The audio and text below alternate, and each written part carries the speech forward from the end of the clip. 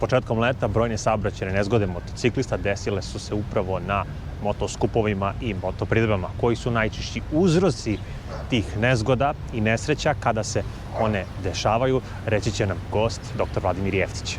Sponzor kanala je Motor Revolution. Prvo, to su jako lepe stvari i žao mi je što nekada pričamo i sa ove strane motoskupova, kako se tradicionalno zovu, odnosno ti si tačnije rekao motopriredbe. Imamo dve su ključne stvari. Prva je grupna vožnja ka nekoj motopriredbi i povratak, obično je problematičniji. Tada proradi kod ljudi ono ko je bolji vozač i kreće taj takmičarski deo.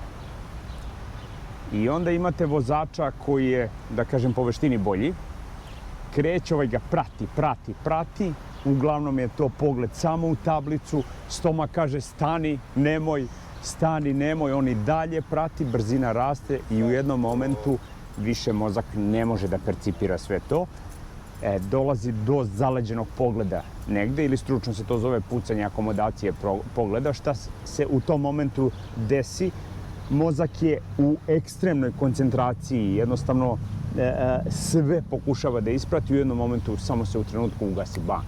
Moment povratka vozača u realnost, pogled je već zaleđen tamo gde ne treba. I to su najčešći momenti kada dolazi do ispravljanja krivine. Dakle, to je jedan od najčešćih načina. Vrlo često su to nepoznati ljudi, upoznali ste se na nekom motoskupu, krenuli zajedno da vozite, ne poznajete potrebe jedni drugih i tada nastaju problemi. Druga stvar, alkohol. Trenutno po nekoj statistici nezgoda, neverovatno, ali istinito, biciklisti koji učestvuju u saobraćajnim nezgodama su najčešće u Srbiji pod uticajem alkohola, odmah iza njih motociklisti. Dakle, sva ta dešavanja obično su sponzori neke pivare. Sad, problema nije kada vi popijete 1-2 piva, odmorite, odspavate, koncentracija alkohola u krvi ujutru je svakako najverovatnije 0, vratite se kući i nastavite svoje putovanje. Međutim, problematično je kad vi celu noć pijete i nemamo, da kažem, alkohol nije uspeo da se eliminiše iz krvi. Obično je to i mešanje pića, i rakija, i pivo, i vino i tako dalje. I desi se da, iako ste vi spavali, imate koncentraciju i 0,5, čak i 1 promil alkohola u krvi i sednete tako da vozite. Višestruki problem, prvo, reakcija na motociklu je drastično duža. Druga stvar je takozvana selektivna pažnja. Na 0,5 promila 200 milisekundi se pojačava ta selektivna pažnja. Dakle, vi sve vidite, ali vam pogled drastično duže ostaje na nekim gde ste usmerili liniju centralnog vida. I to ume da bude i po sekund, 2. I desi se situacija koju ne pročitate na vreme i desi se problem. Dakle, 2 su ključna problema. Agresija, brza vožnja, da kažem, grupna vožnja sa ljudima koje ne poznajete, testirate svoje mogućnosti i tu nastanu, gotovo sigurna je statistika da će tu nastati problem, i alkohol. Dakle, noć pre toga vi ste mamurni,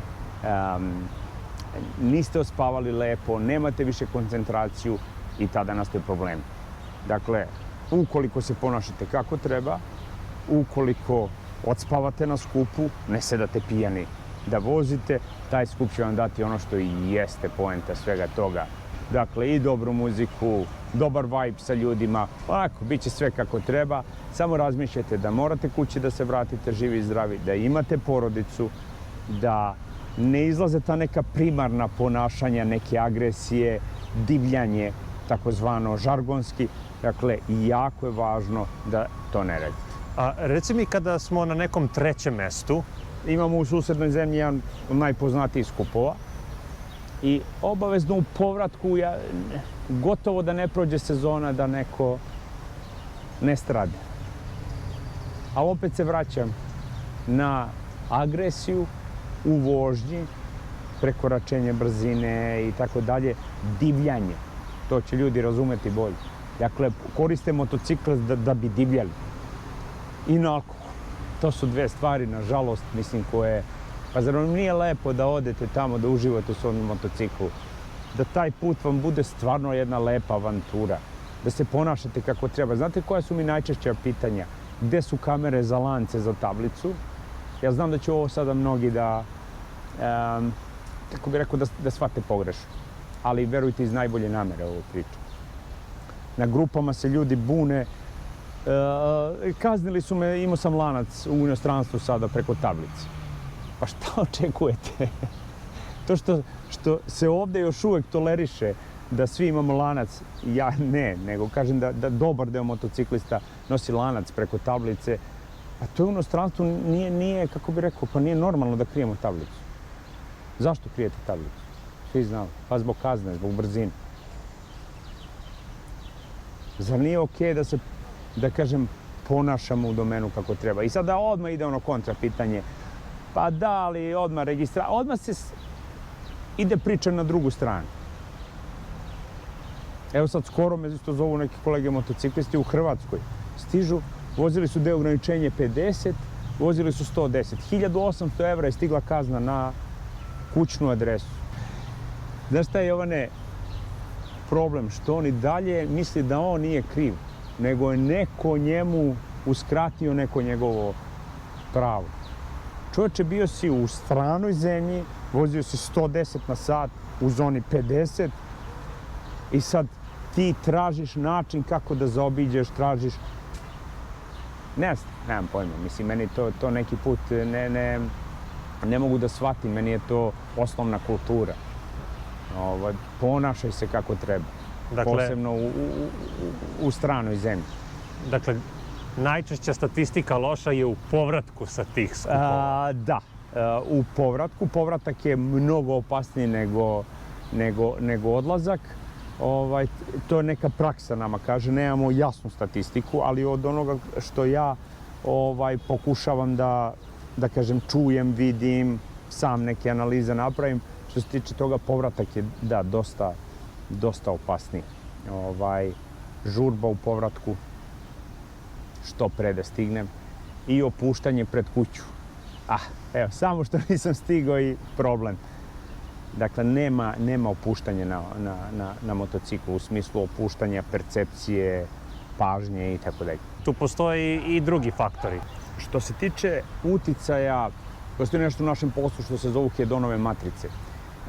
Nezgoda se posmatra sa aspekta vozača, dakle čoveka, sa aspekta vozila, puta i okruženja. Dakle, to su neka 4 tačke sa koje posmatramo koliki je uticaj, doprinos tih stvari na saobraćajnu nezgode. Što se tiče automobila, to je negde u inostranstvu uticaj vozila je oko 7%. Kod nas je to malo više, zato što je prosečna starost vozila u Srbiji negde oko 16 godina. Dakle, to ide nekih 10-12%. Je uticaj vozila, dakle, da je vozilo bilo tehnički ispravno, mogla je da se izbegne nezgoda. Kod motocikla to je značajno više. Kada kažem značajno više, to je zbog onoga što smo pričali da naša bezbednost zavisi od te male površine koliko pneumatik prednji naleže na podlogu i zadnji. Dakle, to je polovina mobilnog telefona. Od toga zavisi sve kod nas. Ukoliko je loš pneumatik, a vrlo često, nažalost, viđam loše pneumatike na motociklima, viđate onaj dot gde guma je starija od 10 godina.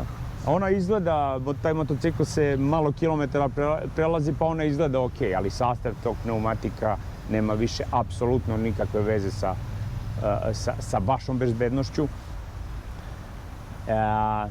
Kočioni sistemi, sistemi ogibljenja. Vrlo često vidim motocikl kod kočenja, posmatram način kako, vidite, kad se dođe do kočenja malo oštrijeg prednjom kočicom, vidite da je taj motocikl drastično brzo prednjim krajem odlazi dole. Sad, to nije problem možda kod treniranog vozača zbog pogleda. To brzo poniranje motocikla dole najčešće povuče i pogled dole. I u tom momentu verovatnoća da se desi problem je ogromna. Moj stav je da kod motocikla nema kompromisa. Dakle, prošli put smo isto pričali o ABS-u. Ne postoji način da meni neko objasni da je motocikl bez ABS-a bezbedan. Dakle, apsolutno ne prihvatam sigurno ni jedan vid objašnjenja. U redu mi je da vi volite taj motocikl, da on ima emotivnu vrednost, da ste kolekcionar. Ja volim neke motocikle koji u tom periodu nisu imali ABS. Ali da vam to bude takozvani, mi to zovemo radni motocikl, koji koristite svakodnevno u gradu, gde na pređenom kilometru sada imate po 10-15 situacija gde mora da se koči, gde morate da izbegavate, da nemate ABS. Ekstremno rizično. Evo nas u centru leta, malte ne. I sad da malo samo pomerimo temu. Više je vozača, više je nervoze. Ljudi su nervozni na vrućini i u automobilima koji imaju klimu, nije im svejedno. Prag tolerancije je izuzetno nizak, pogotovo u većim gradovima kao što je Beograd. Šta se zapravo tu dešava sa ljudima iz tvoje perspektive, koji su u putničkim vozilima? Pričali smo da ni mi nismo cvećke, ali ako su ove stvari na motoskupovima, na motokupljanjima ključ nezgoda, ajmo da se malo samo preselimo u grad. Šta se dešava u gradu u posljednja 3 meseca? Pa, nervoza i agresija. Dakle, vi krenete se svađate sa nekim vozačem. Sljedeći kilometar 2 je pakao vožnje. To su verovatno svi iskusili. Vi ste nervozni, svašta bi mu u glavi već tu viga i u glavi je i fizički obračun. Onako, jedna jako stresna stvar. Međutim, problem je pažnje. Tog momenta vi više niste fokusirani na psa koji će možda da pređe, na gomilu nekih sitnica koje su tu. Ja, evo, praktično, sada ne pričamo puno o tim nekim podacima, pokušavam sebe da dovedem na nivo, ok, napravio je problem, pa ne, ako krenem na svakog da se ljutim, ili svako da se ljuti na mene, ta vožnja će biti pakao. Ok, skrenuo je bez migavca, znam da je to užasno, ali nažalost to je realnost u gradskoj vožnji. Ja ne znam šta je sa našim ljudima što se tiče pokazivača pravca. Što se tiče mobilnog telefona, evo, znaš, evo i ti ja smo došli motociklom, nema šanse da ne vidiš nekog da ne gleda mobilni telefon i sada kolege motociklisti previše emotivno uđu u to. Ne kažem da je to pogrešno. Ali, ako sve vreme budete aktivirali kortizol, nervirali se, ta vožnja će na što će to da liči? Doći ćete umorniji nego što ste pošli, smanjujete mogućnost da vidite problem, a kod njih nećete ništa ispraviti. Ništa. Kao što ni oni kod nas uglavnom ne isprave neke stvari i to je stalna kažem svađa, taj neka tenzija između vozača automobila i vozača motocikla. Motocikla, oni ne razumeju naše potrebe. Ja sam juče vozio 42 stepena, pokazuje motocikl u opremi. I sad imate vozača gde ja mogu da prođem, zakonski mi je okej da prođem tu i on neće skloniti. Ne želi jednostavno to da uradi. Znači, potpuno nerazumevanje potreba motociklista. Potpuno nerazumevanje sada kad sam pomenuo hedonove matice upravljača puta, imate granične prelaze. Evo, ja već pokušavam neko vreme da ljude koji upravljaju tim stvarima da zovemo, dajte, puštite, nemojte da vam stoji motociklista na 40 stepeni. Sad smo imali neke kolege, motocikliste vraćali su se preko jedne granice, nama bliske zemlje tu, i vratili su ih na kraj kolone. Zato što je nekom ko sedi i čita one pasoše, udara one pečate, njemu je bilo, da kažem, okej da im kaže da se vrati. Čovjek ti je dehidriran, može padne u nesvest tu. Dakle, preporuka moja je upravljačima tu, dajte jedan kanal gdje će motociklisti biti dozvoljeno obilaženje, ne preticanje kolone, da može prvi da ode. U pitanju je bezbednost, nije u pitanju hir.